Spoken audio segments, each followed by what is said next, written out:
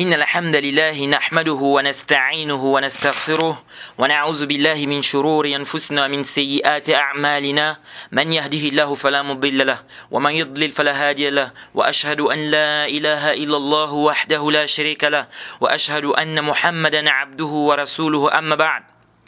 Louange à Allah, le maître des circonstances, on le loue pour tout ce qu'il nous accorde comme bien et comme grâce, et on lui demande de déverser ses grâces et ses bénédictions sur le prophète Mohammed sallallahu alayhi wa sallam, sa famille, ses compagnons et tous ceux qui les ont suivis jusqu'au jour de la rétribution. Celui qu'Allah a guidé, personne ne peut l'égarer. Celui qu'Allah a égaré, personne ne peut le guider. Alors chers frères, chères sœurs, nous allons rentrer dans un nouveau programme. Nous allons étudier un livre qui est l'explication du Nukhbat al-Fikr. L'explication du Nukhbat al-Fikr. Nukhbat al-Fikr, qui est un livre qui a été écrit par Al-Hafiz ibn Hajar, qui fait partie des savants de hadith, qui est connu, celui qui a fait l'explication du Sahih al-Bukhari, qui est Fath al-Bari, qui est un grand livre, n'est-ce pas, aujourd'hui, et qui n'est plus à présenter. Alors nous allons faire le sharh de ce livre qui a un rapport ou qui traite de la science du hadith, ou sinon les terminologies du hadith, pour être un peu plus précis, c'est-à-dire le mustalah al-hadith. Bien évidemment, à l'intérieur s'y trouvent aussi certaines questions ou certains points qui ont directement un rapport avec le ilm al-hadith. Alors nous allons faire le sharh d'Al-Hafiz ibn Hajar lui-même. Et donc j'ai choisi le sharh d'Al-Hafiz ibn Hajar. Et ce livre, Nukhbat al-Fikr, déjà, je tiens à rappeler que ce n'est pas Nukhbat al-Fikr. Beaucoup de personnes, quand ils prononcent ce livre, ils disent Nukhbat al-Fikr. Ça arrive, et les gens pensent en fait que c'est Nukhbat al-Fikr. C'est pas Nukhbat al-Fikr, c'est Nukhbat al-Fikr. C'est Nukhbat al-Fikr. C'est-à-dire c'est le fatha, il y a le fatha sur le kaf. Il n'y a pas de soukoun là-bas. Donc c'est pas Nukhbat al-Fikr, mais c'est Nukhbat al-Fikr. Alors ce livre a été écrit par Al-Hafiz ibn Hajar à la demande de certaines personnes. À certaines personnes qui lui ont demandé d'écrire un livre dans le Mustalah al-Hadith. Et donc il a écrit ce livre. Et vous allez voir que beaucoup de savants qui écrivent des livres, c'est souvent à la demande des étudiants. Il y a souvent des gens qui demandent « Ya Cheikh, est-ce que tu peux nous faire l'explication de tel livre? Ya Cheikh, est-ce que tu peux nous écrire tel ou tel livre ?» Et donc il a fait ce livre à la demande de certaines personnes. Mais dans ce qu'Al-Hafiz ibn Hajar a eu à écrire, il y avait des choses qui n'étaient pas compréhensibles pour certaines personnes. Et donc ils ont demandé à Al-Hafiz ibn Hajar de faire encore l'explication de ce livre. Pourquoi? Parce qu'il y avait des choses qui étaient incompréhensibles pour certaines personnes. Il y a des gens qui ne comprenaient pas certaines choses. Et donc ils ont trouvé qu'il y avait un peu de difficulté par rapport au livre. Et donc ils ont demandé à Al-Hafiz ibn Hajar s'il pouvait faire l'explication du livre. Et donc il a fait l'explication du livre. Donc c'est lui-même qui a écrit le livre, Nukhbat al-Fikr. Ensuite il a fait lui-même l'explication de son livre. Il a fait lui-même l'explication de son livre qui est Nukhbat al-Fikr, qu'il a nommé Nuzhat al-Nazar fi tawdih Nukhbat al-Fikr fi mustalah ahli al-athar. Et j'ai choisi ce livre. Pourquoi? Parce que déjà ça englobe un peu la science du hadith.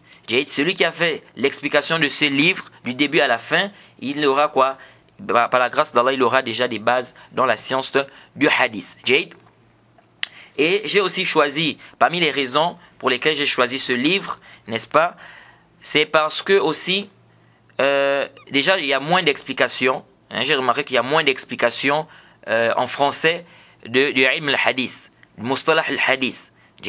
Moins d'explications. C'est vrai, on trouve certains livres traduits où on parle de certaines étymologies et certaines terminologies, etc. Certaines terminologies en hadith. Mais une explication détaillée, c'est rare. C'est rare. Et aujourd'hui, on a besoin de cette science qui est la science du hadith, les frères. On a besoin de cette science qui est la science du hadith. Parce qu'aujourd'hui, les gens se permettent de parler mal de la sunna du prophète Mohammed sallallahu alayhi wa sallam. Les gens se permettent de prendre des hadiths qui sont dans le Sahih al-Bukhari, le Sahih Muslim, de rendre ça faible n'importe comment, de venir embrouiller des gens avec des chaînes de transmission et tout ça, et les gens ne comprennent rien. Les gens ne comprennent absolument rien. Vous voyez des gens qui s'argumentent des hadiths da'ifa, des hadiths inventés, des hadiths faux, des hadiths faibles, des hadiths, subhanallah, tu te demandes que, mais qu'est-ce qui se passe? Tout ça c'est quoi? Bisabab al-jahl, à cause de l'ignorance de cette science. Et donc, des cours en français, n'est-ce pas, dans la science du hadith, j'ai trouvé vraiment, c'est très rare, et parce que les gens pensent en fait qu'on n'a pas besoin de cette science. Mais vous verrez qu'on a vraiment besoin de cette science. On ne peut se passer de cette science. On a besoin de cette science dans notre religion. Car à travers cette science qu'on préserve, n'est-ce pas, la sunna du prophète Mohammed sallallahu alayhi wa sallam. Et j'ai choisi l'explication d'Al-Hafiz ibn Hajar lui-même. Donc nous allons donc étudier l'explication d'Al-Hafiz ibn Hajar lui-même. Donc, c'est lui-même qui a écrit le livre Nukhbat al-Fikr, et c'est lui-même qui a fait l'explication de ce livre Nukhbat al-Fikr, qu'il a nommé donc Nuzhat al-Nazar, fi tawdih Nukhbat al-Fikr, fi mustalah ahli al-athar.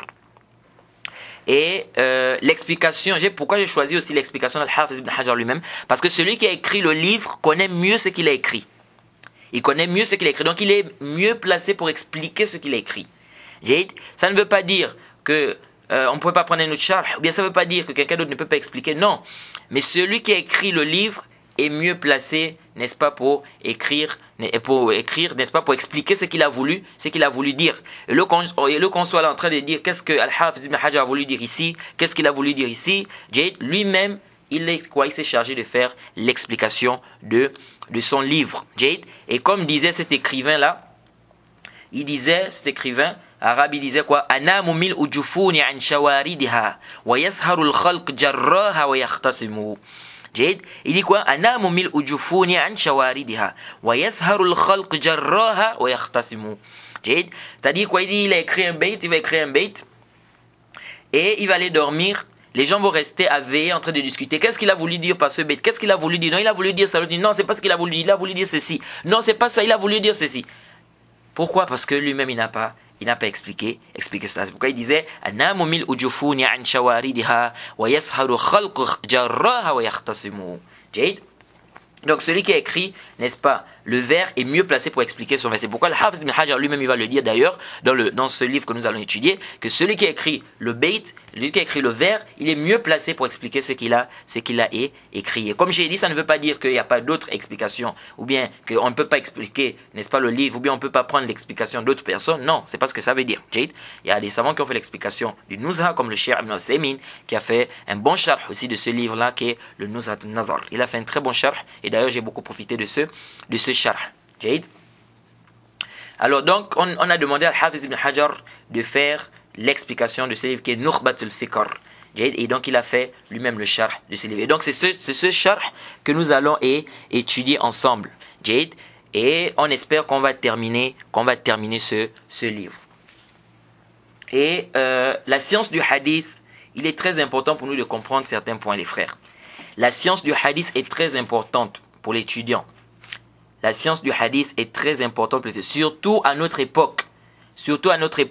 Vous voyez tout ce qui se passe, comment les gens prennent des hadiths du prophète, on rend des hadiths qui sont dans Bukhari, musulman, on vient comme ça, quelqu'un, on ne sait même pas d'où il sort. Il se lève un bon matin, il vient dire non, c'est da'if.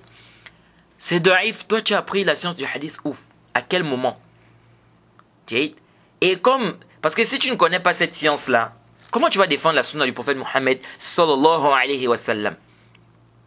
Comment tu vas défendre la sunna de ton prophète? Comment tu vas défendre la sunna du prophète Mohammed sallallahu alayhi wa sallam? Bidon ilm, sans la science.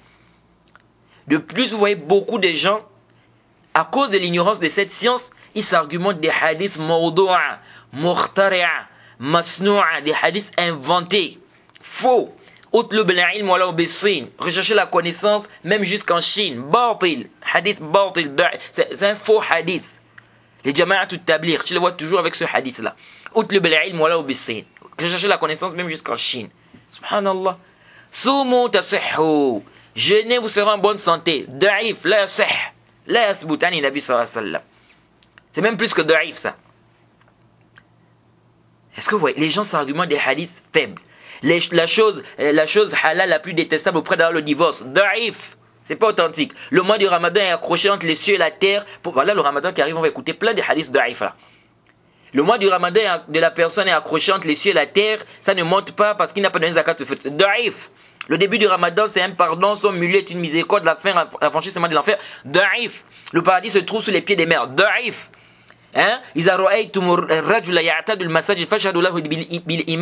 Si vous voyez quelqu'un qui est souvent à la mosquée ou qui va à la mosquée, attestez de sa foi. Da'if. Dans la biographie du prophète Mohammed, n'en parlons même pas. Des hadiths ont été cités, ont été dit, le prophète est né circoncis. Ça, c'est pas authentique. Da'if. La yasah. Oh non, Hamza, il y a une femme qui avait pris le cœur de Hamza et puis elle a mangé. Tout ça, da'if. La yasah. Voilà yasbout. Tout ça, c'est quoi? C'est l'ignorance de cette science. L'ignorance de cette science pousse des gens à faire quoi? À s'argumenter des textes qui ne sont pas authentiques. On va parler, la langue du paradis, c'est la langue arabe. Où est le hadith authentique qui dit ça? Hadith da'if.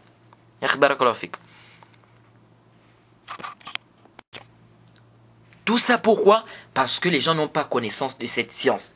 Les gens vont, quelqu'un va aller prendre un livre. Le livre, parfois, on t'écrit même sous le livre, da'if. On t'écrit en bas, mursal. On t'écrit mudallis. C'est il hifz. Il y a une coupure, il a une mauvaise mémorisation. Mais comme les gens ne comprennent pas, ils ne comprennent pas ces termes-là, qu'est-ce qu'ils font? Il suffit seulement, c'est-à-dire les gens aujourd'hui, c'est quoi? Il suffit qu'ils voient un livre, on dit Qala Rasulullah sallallahu alayhi wa sallam. Le prophète a dit, c'est fini. Il est déjà là en train de parler. Il commence déjà à raconter. Mais qui t'a dit que c'est tout ce qu'on dit Qala Rasulullah sallallahu alayhi wa sallam que le prophète Mohammed sallallahu alayhi wa sallam a eu à dire? Et sans compter encore ceux qui sont dans les mosquées, qui viennent avec des livres remplis de hadiths de haïfa et ils viennent bombarder ces gens dans les mosquées. Les jama'at ou tablir. Ils vont te faire sortir le livre Hayat al-Sahaba. Un livre qui est rempli de hadiths de haïfa. Le livre La vie des compagnons. Et ils vont te commencer à, c'est-à-dire ils vont porter ça dans la mosquée. On va te raconter de ces histoires. Non, il est parti comme ça, l'autre était parti là-bas, il a fait ceci ou cela. Comme les gens aiment aussi les histoires, les gens sont là aussi dans la mosquée en train d'écouter. Tout ça, c'est quoi?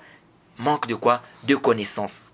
C'est comme un frère, une fois, il est venu me présenter un hadith. Et je lui ai dit, est-ce que ce hadith est authentique? Il m'a dit, oui, c'est authentique et tout. Ibn Qayyim a cité même ça dans son livre, La médecine prophétique. J'ai dit, mais qui t'a d'abord dit que tous les hadiths que Ibn Qayyim a cités dans son livre, La médecine prophétique, sont authentiques? Maintenant, je dis, apporte-moi le hadith. Quand je regarde le livre, je regarde le hadith, je regarde en bas. En bas, c'est juste écrit, il y a un rapporteur à l'intérieur qui a un problème de mémorisation. J'ai dit, mais mon frère Barakalofik, ici on t'a dit qu'il y a un rapporteur à la chaîne d'instruction qui a un problème de mémorisation. Il dit alors, j'ai dit, mais ça veut dire que c'est da'if. Ça veut dire que c'est quoi? Ça veut dire que c'est da'if, c'est faible.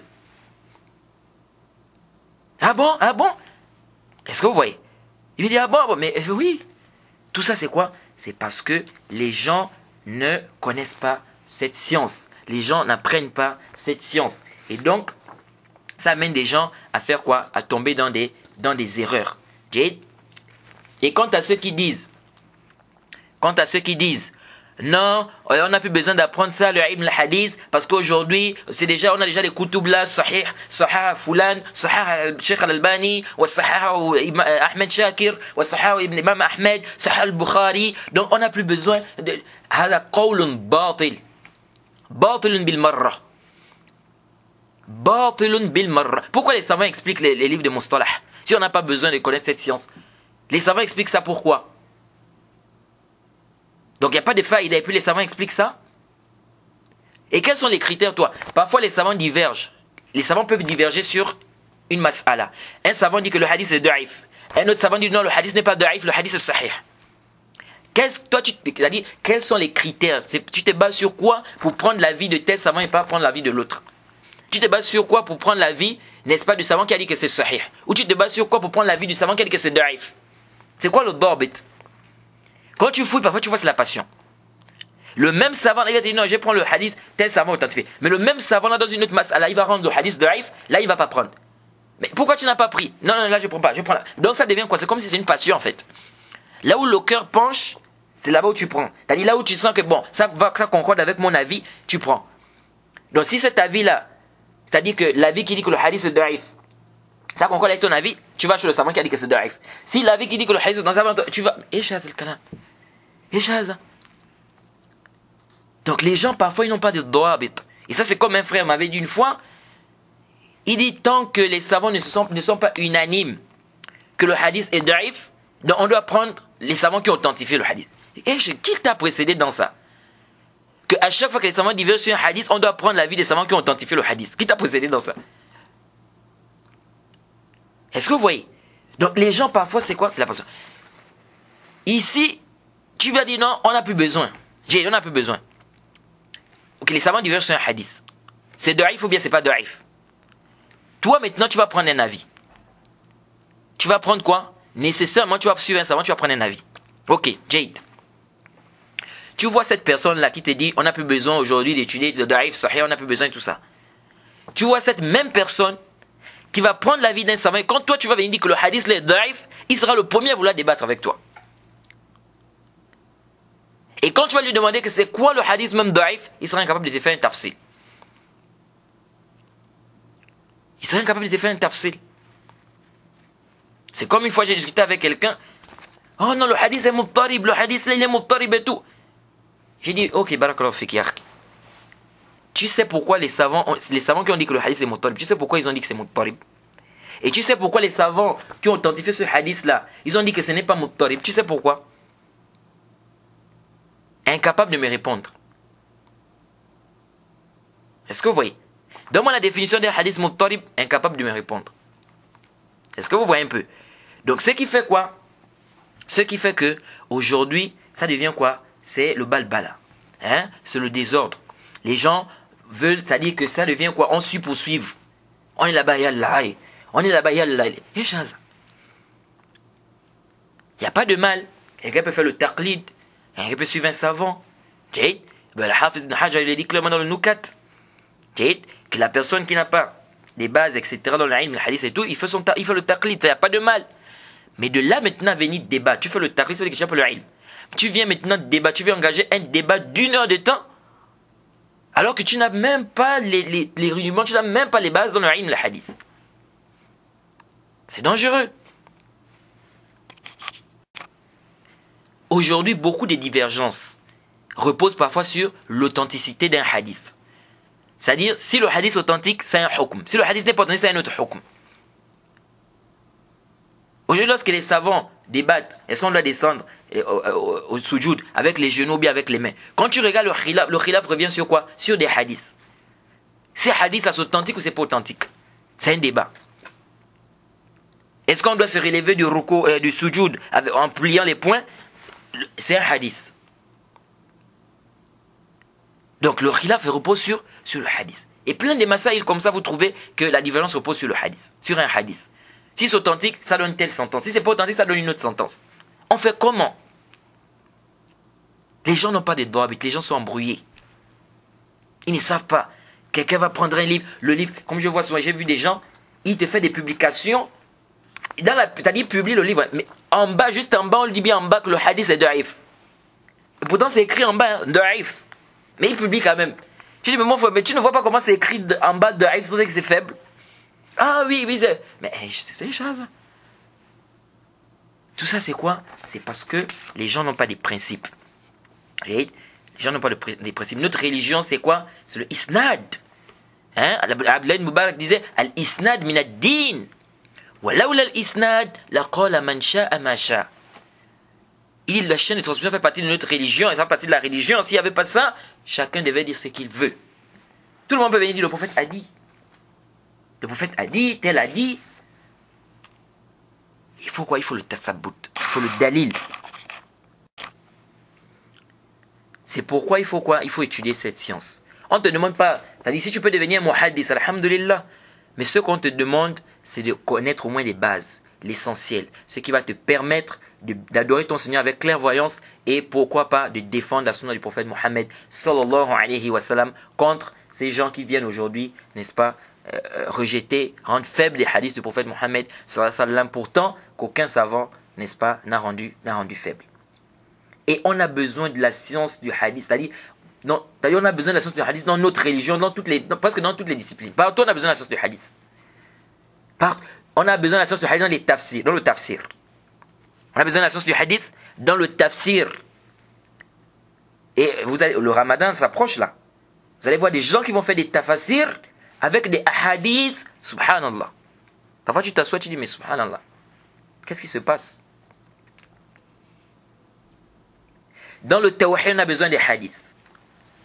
On a besoin du hadith parce que le tawhid, la croyance va être basée sur quoi? Hadith authentique. Et non pas des hadiths faibles. On a besoin de la science du hadith. Même dans la langue arabe, on a besoin de la science du hadith. Même dans la langue arabe. Parfois, vous allez voir certains arabes ou certains grammairiens arabes, ils vont s'argumenter de certains hadiths pour justifier une règle, pour dire par exemple que ça c'est venu dans la langue arabe, etc. C'est vrai que la majorité de leur argumentation, ils prennent ça dans les ash'ar, dans les, comment on appelle, les poèmes. Mais parmi eux, il y en a qui s'argumentent des hadiths. Mais tu regardes dans les livres, là, les livres des adab, des hadiths, ou des athars qu'on te rapporte des compagnons, des trucs vraiment, c'est-à-dire que c'est daif. Parfois c'est même daif jiddan, parfois c'est même pas des isnad.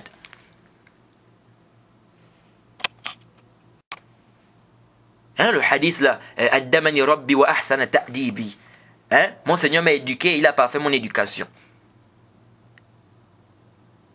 Et Shaza. Tout ça c'est quoi? Tout ça c'est parce que les gens ont délaissé cette science. Les gens sont allés s'écarter de cette science. Même dans le fiqh, on a besoin du ilm al-hadith, les frères. Même dans le fiqh, c'est pas ce que j'avais entendu quelqu'un, un jour il avait dit, moi, non, moi je suis un faqih, hein. Moi le hadith, non, nous c'est le fiqh. Tafqa ish. Tafqa bidouni hadith. Tu fais quel fiqh bidouni hadith? Tu fais le fiqh bidouni hadith? Tu fais le fiqh bidouni hadith? Quelqu'un qui veut faire du fiqh, ton fiqh est basé sur quel dalil? C'est pas basé sur les dalils. Si quelqu'un qui fait le fiqh, il laisse les hadiths du prophète, il fait abstraction des hadiths du prophète Mohammed sallallahu alayhi wa sallam, il veut faire le fiqh avec le ra'i, avec sa raison, il va faire plein d'erreurs, il va s'écarter de la vérité. Il va s'écarter de la vérité. Tu dois faire, ton fiqh doit être basé sur les hadiths, sur les hadiths authentiques du prophète Mohammed sallallahu alayhi wa sallam. Tafqa ish. Je suis faqih, je suis pas les hadiths. Faqih, tafqa ish. C'est pourquoi l'imam Zahabi, l'imam Ibn Qayyim, Ibn Qayyim disait quoi? Il disait, al-ilmu qala Allahu qala rasuluhu. قال الصحابة ليس بالتمويه ما العلم نسبك للخلاف سفاهة بين الرسول وبين رأي فقيه كلا ولا جحد الصفات ونفيها حذر من التعطيل والتشبيه. Il disait que la science, c'est Allah a dit, son messager a dit. Les compagnons ont dit. Et non pas du camouflage. La science ne consiste pas à ce que tu mettes avec insolence en opposition la parole du prophète Mohammed sallallahu alayhi wa sallam et l'opinion d'un savant. Et prends garde de refuser de renier les attributs d'Allah subhanahu wa ta'ala. Méfie-toi de toute négation et de tout anthropomorphisme. Il disait ça dans les Fawaïd. Donc, al-ilmu qala Allahu qala rasuluhu. قال الصحابة ليس بالتمويه ما العلم نسبك للخلاف سفاهة بين الرسول وبين رأي فقيه. Donc tu fais le fiqh, si tu fais un fiqh bidouni hadith, tu laisses les hadiths du prophète à côté, tu contredis les hadiths du prophète et tu fais le fiqh, c'est quel fiqh ça? Et ceux qui disent que les savants du hadith, ce ne sont pas des fuqaha, c'est-à-dire ils n'avaient pas le fiqh,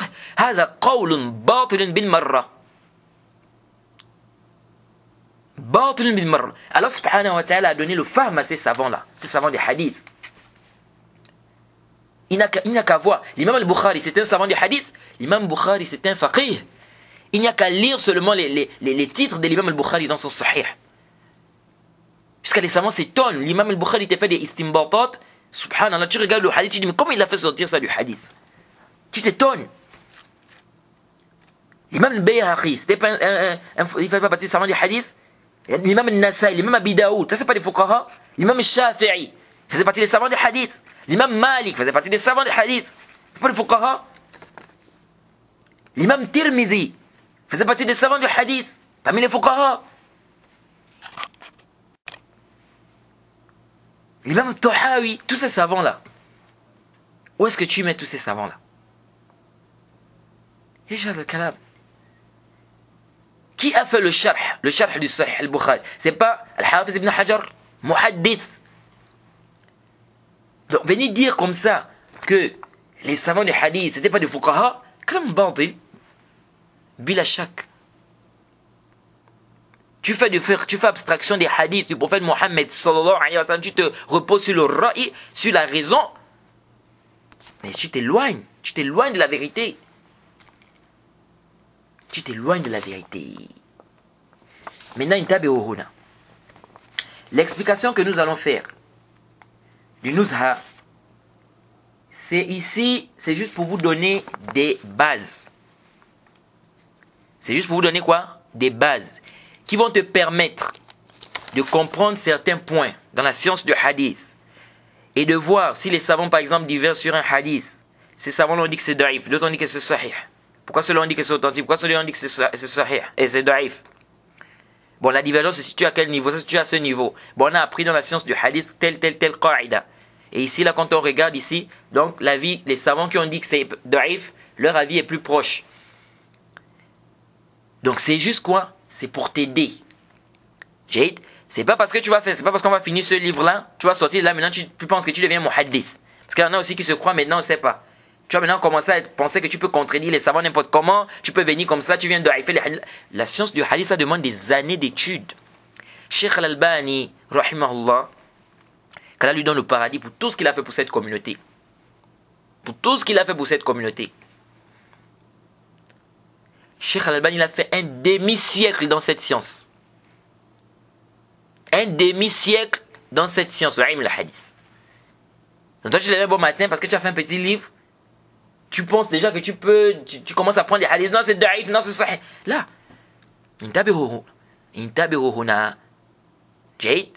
ici, ce n'est quoi?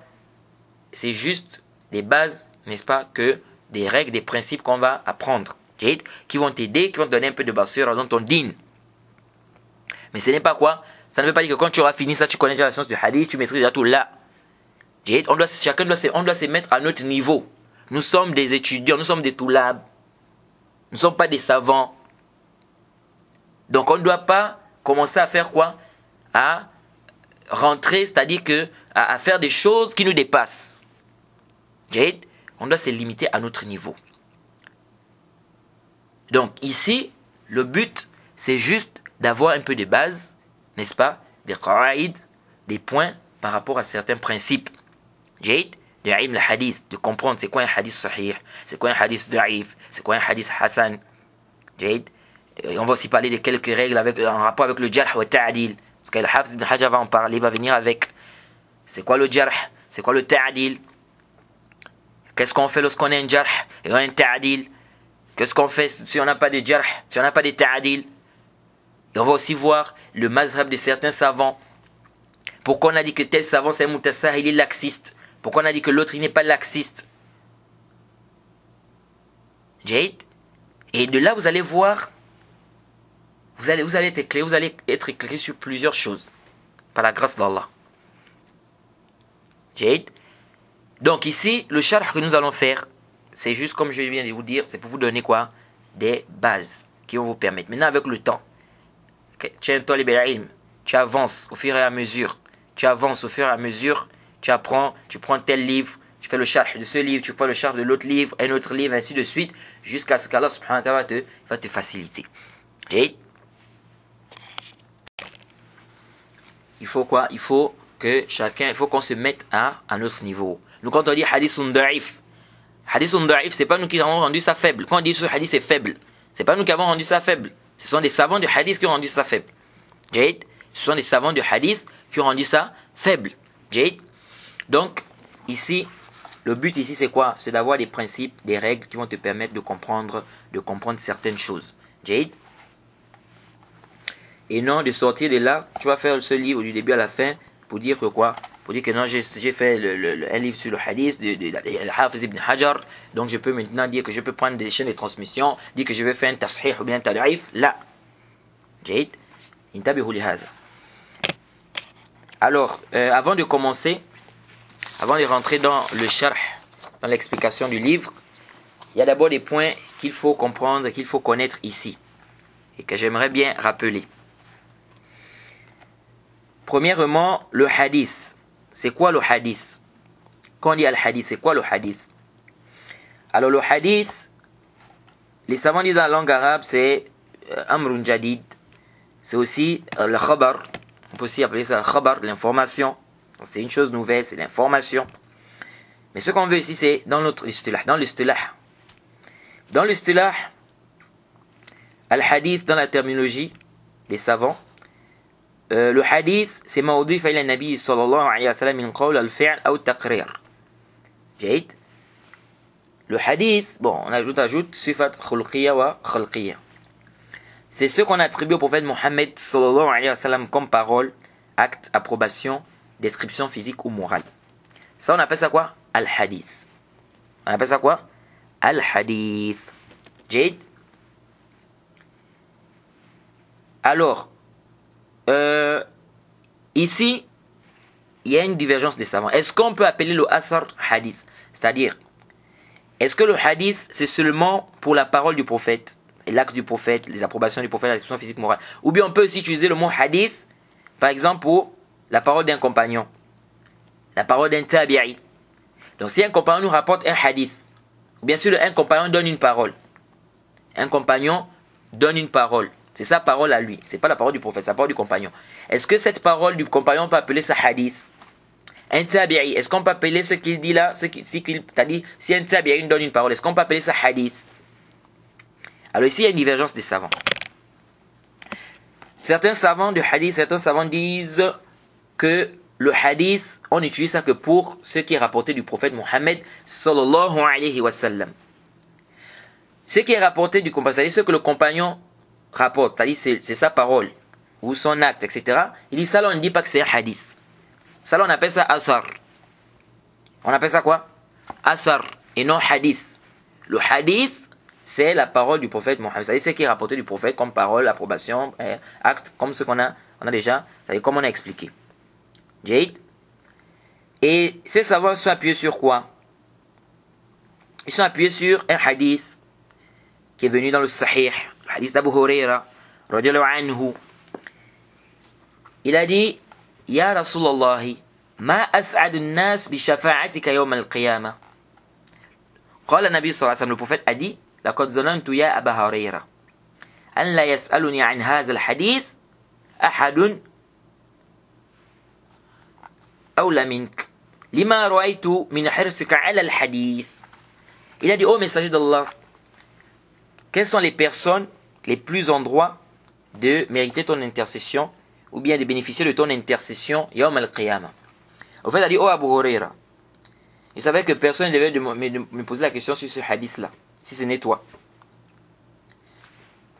À cause de l'engouement que je vois en toi concernant le hadith. Concernant le hadith. Donc, ils disent que le prophète a ici parlé, n'est-ce pas, du hadith pour parler de ses paroles. Ils disent donc ça veut dire que le hadith est restreint à la parole du prophète Mohammed sallallahu alayhi wa sallam. Donc le hadith, c'est ce qui est rapporté du prophète. Ce qui est rapporté des compagnons. Donc les mawqufat, les maqtu'at, ça on ne peut pas appeler ça hadith, on appelle ça athar. Et il y a d'autres savants qui disent non, on peut aussi appeler, même ce qui est rapporté par un compagnon, on peut dire que c'est un hadith. Même ce qui est rapporté par un tabi'i, on peut dire que c'est un hadith. On peut dire que c'est quoi? Al-hadith. Et ça, c'est le zahir de l'avis de l'imam Ahmed. Parce qu'on rapporte que l'imam Ahmed a dit Sahha min al-hadith 700 hadith. 700 hadith. Qu'il y a au moins 700 hadiths authentiques. Jaïd. Bon, ça ne veut pas dire qu'il n'y a que 700 hadiths authentiques. Jaïd. Alors, quand il a dit 700 hadiths authentiques, qu'est-ce qu'il veut? 700 hadiths authentiques ici, c'est seulement des hadiths, c'est-à-dire des paroles du prophète Mohammed sallallahu alayhi wa sallam, ses approbations et ses actes. C'est pourquoi l'imam Bayhaqi, il a fait le ta'liq, lorsqu'il a fait une annotation par rapport à cette parole, il a dit, il a voulu par là, ce qui est venu, ce qui a été prouvé des compagnons, des tabi'in. Après il dit, wallahu a'lam. Donc ça veut dire que l'imam Ahmed, le zahir de son avis, c'est quoi? C'est qu'il voit que même ce qui est rapporté du compagnon, on peut appeler ça hadith. L'imam al-Bukhari aussi, l'imam al-Bukhari, le zahir aussi de son avis, c'est qu'il voit qu'on peut appeler hadith, même ce qui est rapporté des compagnons. Parce qu'on dit qu'il a dit ahfaz miyat alf hadith. Il dit j'ai mémorisé 100 000 hadiths. Vous imaginez? Et Ibn Salah, lorsqu'il a fait la notation à cette parole, il a dit, il a voulu par là les marfu'at, les mawqufat, les maqtu'at. Donc ce qui est marfu', ce qui est rapporté jusqu'au prophète, ce qui est rapporté des compagnons, ce qui est rapporté des tabi'in. Parce que là, c'est pas juste des hadiths du prophète. 100 000 hadiths, c'est pas juste des hadiths du prophète. C'est aussi les paroles des compagnons, les paroles des tabi'in. Et bien évidemment, comme les savants disent, les savants de hadith, parfois un seul hadith, si ça a plusieurs chaînes de transmission, si par exemple un seul hadith a 4 chaînes de transmission, ils considèrent ça comme 4 hadiths. C'est-à-dire c'est le même hadith, mais ça a 4 chaînes de transmission. Ils considèrent ça comme étant 4 hadiths. Alors qu'en réalité c'est un seul hadith. Jade. Alors, ce qui est plus proche, nous disons la base, c'est que le hadith, c'est ce qui est prouvé du prophète Mohammed, ce qui est rapporté du prophète Mohammed, sallallahu alayhi wa sallam. Ça, c'est ce qu'on appelle ça le hadith. Jade. Maintenant, on peut dire hadith aussi pour parler de ce qui est rapporté d'un compagnon, ce qui est rapporté d'un tabi'i, mais il faut préciser. Je dis par exemple, ça c'est un hadith qui est venu mawquf, ou bien c'est un hadith qui est venu maqtu'. Jade. Il faut préciser, parce que si tu dis seulement un hadith, ici on pense à quoi? La parole du prophète, l'acte du prophète, l'approbation du prophète, ou bien la description physique ou morale du prophète. Donc il faut faire quoi? Il faut préciser. Jade, tu dis hadith c'est mawquf, hadith marfu'. Donc c'est un hadith qui est venu, c'est la parole d'Ibn Omar, c'est la parole d'Omar radiyallahu anhuma. Jade, radiyallahu anhuma. Jade. Alors, ça c'est ce qu'il faut retenir ici. Al-amr sahl. Alors c'est quoi le ilm al-hadith? C'est quoi le ilm al-hadith? La science du hadith. C'est quoi la science du hadith? Comme a dit l'imam Suyuti, il a dit l'ilmu hadith ذو قوانين تحد يدرى بها أحوال المتن والسند فذلك الموضوع والمقصود أن يعرف المقبول والمردود. C'est quoi? علم حديث ذو قوانين تحد يدرى بها أحوال المتن والسند فذلك الموضوع والمقصود أن يعرف المقبول والمردود. L'imam Suyuti dit, la science du hadith, c'est une science en rapport avec l'apprentissage des règles et des principes permettant de parvenir à la connaissance du récit, donc du contenu du hadith, de la chaîne des transmissions, donc de connaître les rapporteurs et ce qui est rapporté, dans le but de connaître les récits qui sont acceptés de ceux qui ne sont pas acceptés, ou de ceux qui ne le sont pas. Ça, c'est ce qu'on appelle la science du hadith.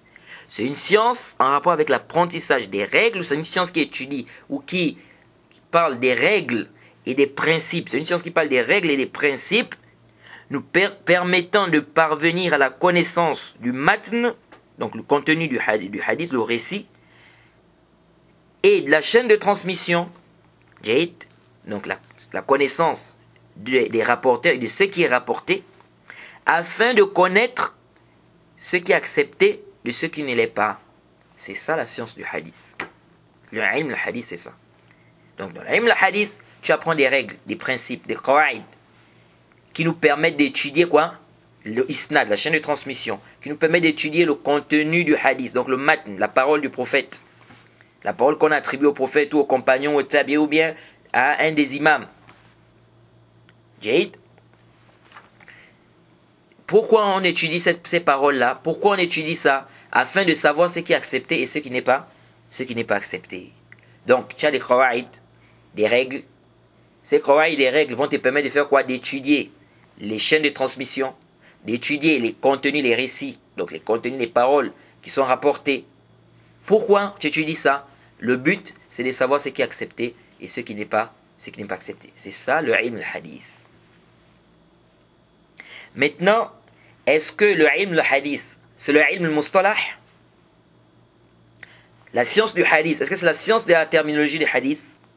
Parce qu'on a le ilm al-mustalah, qui est la science de la terminologie des hadiths. On va te dire, le hadith Hassan, ça veut dire ça. Hadith gharib, ça veut dire ça. Hadith sahih, ça veut dire ça. Ça, c'est le ilm al-mustalah, qui consiste à connaître les terminologies des savants des hadiths. Donc, les terminologies des hadiths. Est-ce que ce hadith-là, le hadith sahih veut dire quoi? Le hadith Hassan veut dire quoi? Le hadith gharib, le mashhour veut dire quoi? Donc, est-ce qu'on peut appeler le ilm al-mustalah ilm al-hadith et le ilm al-hadith ilm al-mustalah? Donc est-ce qu'on peut appeler la science du hadith la science de la terminologie des hadiths? Et est-ce qu'on peut appeler la science de la terminologie des hadiths la science du hadith? Alors ici, il y a un débat. Il y a un débat des savants sur cette question. Il y a des savants qui disent que non, on doit faire la différence entre le ilm al-hadith et le mustalah al-hadith. Nous avons la science du hadith, nous avons les terminologies des hadiths. C'est deux choses différentes. Pourquoi? Ils disent le ilm al-hadith, c'est aram min mustalah al-hadith. C'est-à-dire le ilm al-hadith, la science du hadith, c'est plus général que la science des terminologies du hadith.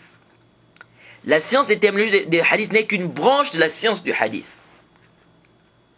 Parce que dans la science du hadith, on ne se limite pas seulement aux terminologies des hadiths, de savoir que le hadith Hassan veut dire ça, le hadith Sahih veut dire ça, non.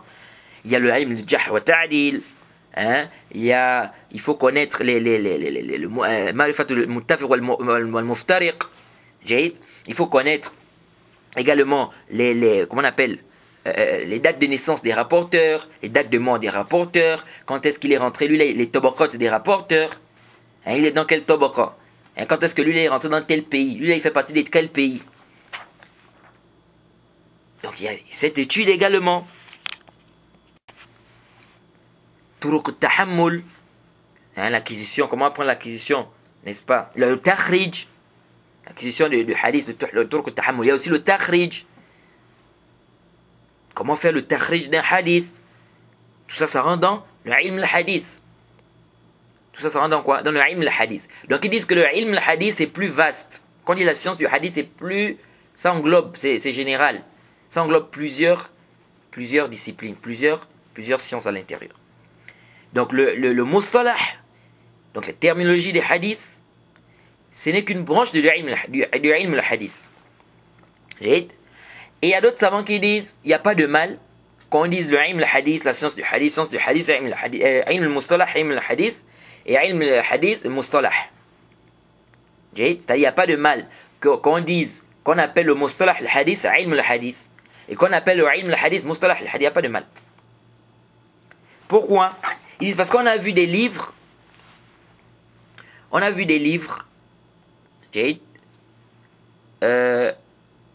où c'est des livres dans le mustalah. Mustalah al-hadith, les terminologies dans la science du hadith. Mais dans ces livres de mustalah, on trouve plusieurs choses qui ont un rapport avec le ilm al-hadith. Parfois dans ces livres on parle des takhrij, parfois dans ces livres on parle de jarh wa ta'dil, parfois dans ces livres on parle de ma'rifat al-muftariq, muttafiq wal muftariq, al-mukhtalif wal mukhtalif. On parle de tout ça dans ces livres-là. Pourtant ce sont des livres de mustalah. Donc ça parle un peu de beaucoup de sciences du hadith. Donc ils disent il n'y a pas de mal que le ilm, le mustalah al-hadith, qu'on appelle ça ilm al-hadith. Qu'on appelle ça ilm al-hadith, il n'y a pas de mal. Jade. Al-amr sahl. Jade. Comme on dit là, mushah fi l'istilah. Ici, c'est pas vraiment, il n'y a pas trop de quoi. Il n'y a pas trop de samarot dans cette divergence. Jade. Donc, le asl, on dit le asl, c'est qu'on dise mustalah al-hadith, qu'on dise ilm al-hadith. Jade. Mais maintenant, si le mustalah, ça englobe plusieurs principes, plusieurs choses dans le ilm al-hadith, il n'y a pas de mal qu'on dise ilm al-hadith. Comme par exemple ici, le nuzha, qu'on va étudier, Inch'Allah. Ça ne se limite pas juste aux terminologies. Ça parle de plusieurs choses qui ont un rapport avec le ilm al-hadith. Alors, avant qu'on ne puisse rentrer dans le sharh, dans l'explication, il y a aussi des choses qu'on doit comprendre et qu'on doit connaître ici. Le muhaddith, c'est qui le muhaddith? Quand on dit quelqu'un il est muhaddith, c'est un savant du hadith. Qu'est-ce que ça veut dire muhaddith? L'imam Suyuti nous dit أما المحدث في عصرنا فهو من اشتغل بالحديث رواية ودراية وجمع الرواة واطلع على كثير من الرواة وروايات في عصره وتميز في ذلك حتى عرف فيه خطه واشتهر فيه ضبطه فإن توسع في ذلك حتى يعرف شيوخه وشيوخ شيوخه طبقا بعد طبقة بحيث ما يعرف من كل طبقة أكثر مما يجهله منها فهذا هو الحافظ. وأما ما يحكى عن بعض المتقدمين من قولهم كنا لا نعد صاحب الحديث من لم يكتب 20,000 حديث في الإملاء فذلك بحسب زمنهم. Il dit quoi le Hafiz al-Suyuti? Il dit quant au muhaddith à notre époque, il dit quant au muhaddith à notre époque, il parle de son époque, c'est celui qui s'occupe des hadiths, se consacre aux hadiths, les chaînes de transmission, le contenu des hadiths, donc le récit. Il a regroupé les rapporteurs, il a une connaissance de nombreux rapporteurs et de nombreux récits à son époque. Et il s'est distingué dans ça au point où son écriture est connue, sa capacité de mémorisation également. S'il s'élargit dans ça au point de connaître ses shiur, les shiur de ses shiur, étape par étape, au point où il connaît de chaque étape, ou ce qu'il connaît de chaque étape est plus que ce qu'il ignore, il dit, à ce moment, on dit qu'il est hafiz. Il dit, quant à ce qu'on rapporte de certains anciens, comme quoi ils disent, nous ne considérons pas quelqu'un du hadith s'il n'a pas écrit 20 000 hadiths. Il dit, ceci c'est par rapport à leur temps. Il dit, ceci c'est par rapport à leur temps. C'est le muhaddith. Donc le muhaddith, celui-là qui est quoi? Qui a vraiment une lecture dans le ilm al-hadith, dans les kutub des hadiths, les ruwat, il connaît les rapporteurs des hadiths, il connaît les chaînes de transmission, il connaît les degrés des rapporteurs. Celui-là il est da'if, celui-là il n'est pas da'if, celui-là il est à tel niveau, celui-là il n'est pas à tel niveau. Et le Hafiz al-Iraqi, il a dit al-muhaddith fi 'urf al-muhaddithin man yakun lahu kutub wa qira'a wa sama' wa wa'a وحصل أصول من متون الأحاديث وفروع من كتب المسانيد والعلل والتواريخ التي تقرب من 1000 التصنيف. جيد. Il dit le muhaddith, dans ce qui est connu chez les gens du hadith, chez les savants du hadith, les muhaddithoun, il dit c'est celui qui a des livres, des lectures, des écoutes, compréhension, qui a obtenu plusieurs récits de leur origine, n'est-ce pas, ou de leur copie, des livres, où il y a des chaînes de transmission, des ilal, n'est-ce pas, des défauts non apparents dans le hadith, le ilal, parce que la illa, c'est une cause, n'est-ce pas, c'est une défaillance en fait, qui est cachée dans la chaîne de transmission, n'est-ce pas, qui empiète sur l'authenticité du hadith, bien que de manière apparente, le hadith est dépourvu de cette défaillance. Qui a aussi quoi? Les livres des chroniques, et à peu près 1000 livres. Donc en un mot, le muhaddith, c'est celui-là qui a une grande connaissance dans la science du hadith, dans les turuq, dans les rijal, il connaît les rapporteurs des hadiths, il connaît leurs degrés. Il connaît à quel moment on dit qu'un hadith est sahih, à quel moment on dit que c'est da'if. À quel moment, n'est-ce pas, on dit qu'un rapporteur, il n'est plus fiable. Il connaît les alphas de jarh wa ta'dil. Il connaît, c'est-à-dire il a une grande connaissance dans quoi? Dans le ilm al-hadith. Il a une grande lecture, une lecture profonde dans les asani, des chaînes de transmission. Alors, certaines personnes ont dit le muhaddith chez les anciens savants, c'était celui-là qui rapportait les hadiths. Qu'il soit thiqa, qu'il soit da'if, qu'il ait la connaissance des asani, tout ça ou pas, c'est un muhaddith. Le muhaddith, c'est celui qui rapporte les hadiths. Ils se sont appuyés sur quoi, ces gens-là? Ils disent que l'imam al-Hakim, il a mené dans son livre Al-Ulum al-Hadith,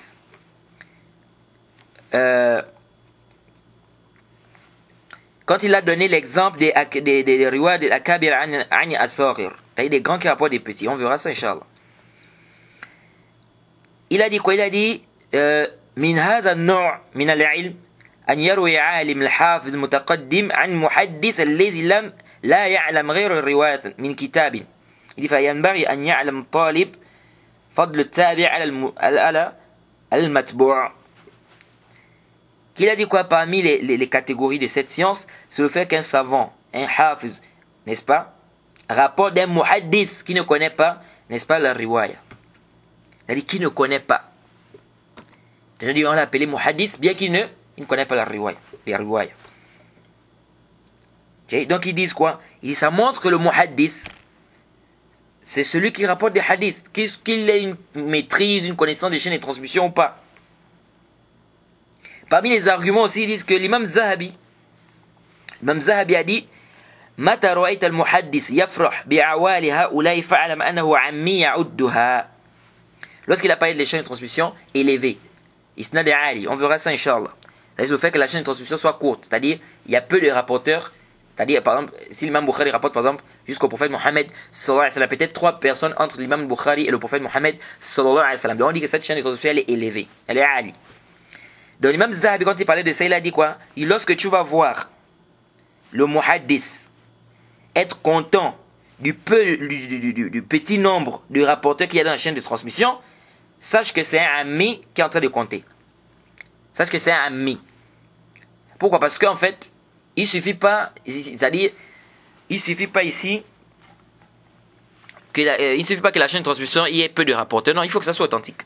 Le même avait dit, quand tu verras le muhaddith être content du petit nombre là, quand tu verras le muhaddith être content du petit nombre qui est dans la chaîne de transmission, petit nombre de rapporteurs qui est dans la chaîne de transmission, sache que c'est un ami. Parce qu'en fait, lui, il ne regarde pas est-ce que c'est authentique ou c'est pas authentique. Lui, il est content parce qu'il y a un peu de rapporteurs dans la chaîne de transmission. Un tel et le prophète a peut-être 3 personnes ou 4 personnes, il est content. Donc c'est authentique, c'est pas authentique, c'est pas ce qui lui intéresse. C'est pourquoi l'imam Zahabi dit, quand tu verras le muhaddith être content, n'est-ce pas, de ce oulou là, du petit nombre de rapporteurs qu'il y a dans la chaîne de transmission, il sache que c'est un ami ya'udduha. Wajad dalala ici. Il a appelé ici muhaddith. Et pourtant il a dit c'est un ami. C'est un ami, quand même un ami va être muhaddith. Donc ça veut dire ici que le muhaddith, chez ces savants là, c'est celui qui rapporte des hadiths. Donc celui qui rapporte des hadiths, les muhaddiths. Donc qu'il ait une grande connaissance de la science du hadith, ou bien qu'il n'ait pas une grande connaissance de la science du hadith, c'est un muhaddith. Ala kulli hal, nous disons ici quoi? Que le muhaddith, n'est-ce pas, c'est quelqu'un, pour quelqu'un qui soit appelé muhaddith, il faut qu'il atteigne un degré dans le ilm le hadith. Il faut qu'il atteigne un degré dans le ilm le hadith. On voit quand même quelqu'un aujourd'hui, il ne connaît rien de la science du hadith, on va dire c'est un muhaddith. Tout simplement, on va dire non parce qu'il rapporte le hadith. Là. Et puis aussi, il faut aussi parfois comprendre les istilah des savants. C'est pourquoi l'imam Suyuti a dit quoi? Il a dit le muhaddith à notre époque. Le muhaddith à notre époque. Amman muhaddith fi asrina, c'est qu'il a dit. Le muhaddith à notre époque. Donc, il tabi hadha.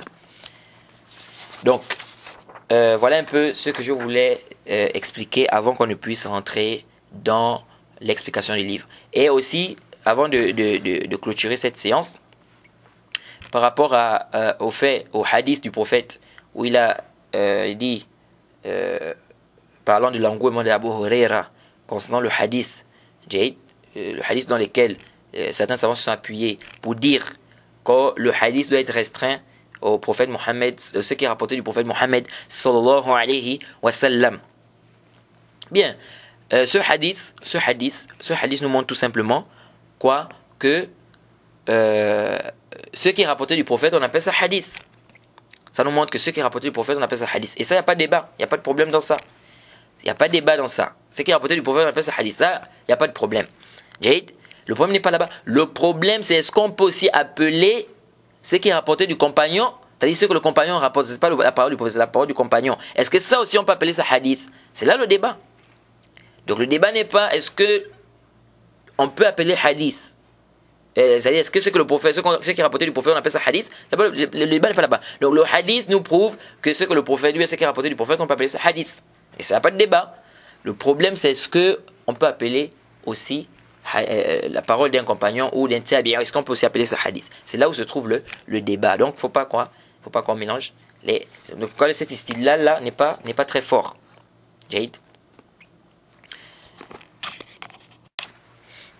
Parce qu'on sait très bien que le hadith dans la langue arabe, on appelle ça quoi? C'est le khabar aussi. C'est le khabar. Alors donc voilà un peu ce que je voulais rappeler comme introduction avant qu'on ne puisse rentrer dans l'explication du Nuzhatun Nazar fi tawdihi nukhbat al-fikr fi mustalahi ahli al-athar al-Hafiz ibn Hajar. C'est un très bon livre et Inch'Allah on va vraiment apprendre des choses, n'est-ce pas, à travers ce livre. Et on demande bi'iznillah Et on demande qu'Allah subhanahu wa ta'ala nous assiste, n'est-ce pas, qu'il nous facilite et qu'il fasse, n'est-ce pas, qu'il mette cet acte, n'est-ce pas, dans notre balance Yawm al-Qiyamah, et qu'il fasse vraiment qu'on profite vraiment du ilm, qu'il nous donne une science profitable,